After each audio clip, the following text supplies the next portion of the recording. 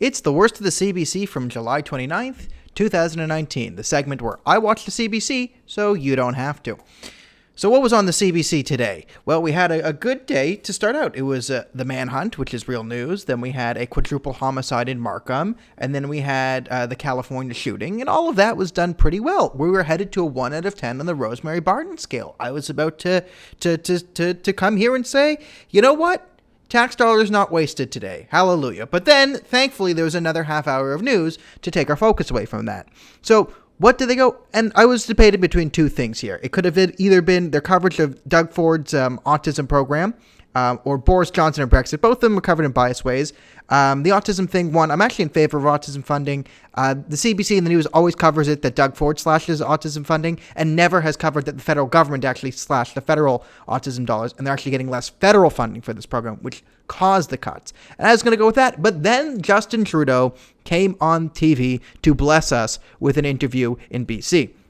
And not only was it the interview on CBC or the media scrum, but it was the subsequent coverage of the media scrum. So a quick summary, the worst thing today was the Justin Trudeau interview and the subsequent coverage. What happened? Well, he was basically asked a bunch of questions that, funny enough, had nothing to do with the previous hour of news, showing that the CBC wasn't actually covering what real reporters were on.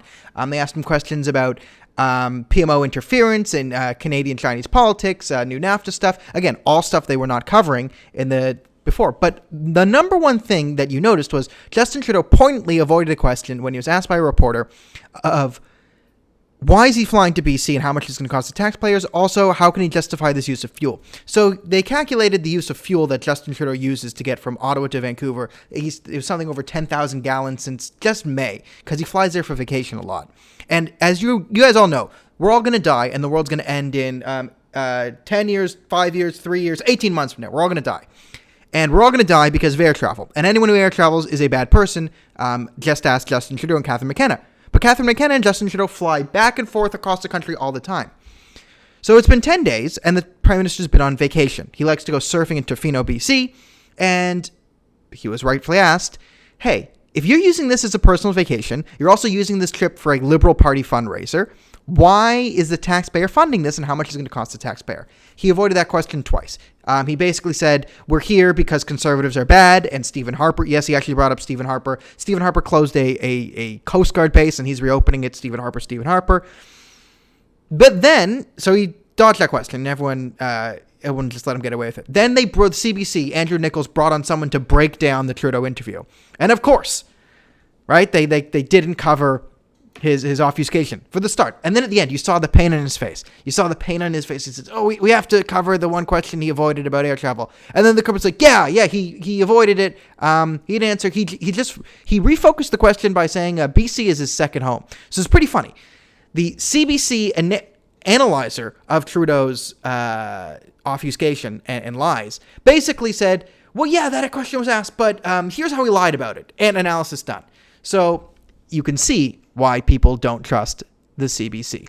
And, kind of to be fair to them, the bigger questions are really, why is he interfering in with former Canada-China ambassadors, especially in the middle of this? Why is he so weak on China? That's a very valid thing. His weakness on NAFTA and those concerns. Yes, those would be real concerns. However, the CBC doesn't really think they're real concerns because it wasn't covered in the previous hour. But the real thing for Canadians is Justin Trudeau keeps telling us we're all going to die. We have to cut back. You can't travel. You can't do this. But he's flying back and forth to BC. He's using taxpayer dollars to fund his vacations, even though he's independently wealthy, mostly from his grandfather and his father.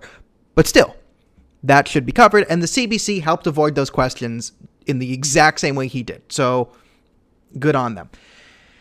Now, what is the most startling omission from today? Well, the answer really should be Jessica Yaniv again, the fact that the court system is a complete joke, but I can't just say that every day, so I'm going to go with, considering we're trying to focus on international news, and we did talk about the UK, they should have talked about the Iran deal. Boris Johnson has said he's going to withdraw from the Iran deal and help put sanctions on. This is great news for anyone who wants to avoid World War III. The fact that the Iranians are taking British tankers. And this is what the Islamic Republic does, if you follow them. Whenever you're nice to them or you offer them, whenever you're soft on them, they start to kill your citizens. They've executed 2 Canadian citizens just to prove a point. And And when the British were waffling on them, they hijacked British tankers just to show, don't mess with us. So I think this is a real important thing that we should be covering. The Islamic Republic hijacking tankers, acting like pirates, and the British government finally taking a hardline stance against the Islamic Republic. I thought that would be that is a much more important story on a global scale than the things they covered, considering they did go to the UK. So I will list that as the omission for today. But really, it should be Jessica Yaniv and the complete collapse of the Canadian judicial system and the utter laughingstock that he's turned our country into. So all in all, this episode gets a 6 out of 10 on the Rosemary Barton scale. It was going for a 1 or a 2, but then right at the end, they just cranked it up to 10. So today's hour of CBC was 6 out of 10 Rosemary Bartons on the Rosemary Barton bias scale. Thank you for watching, and I will see you tomorrow for the next episode of The Worst of the CBC.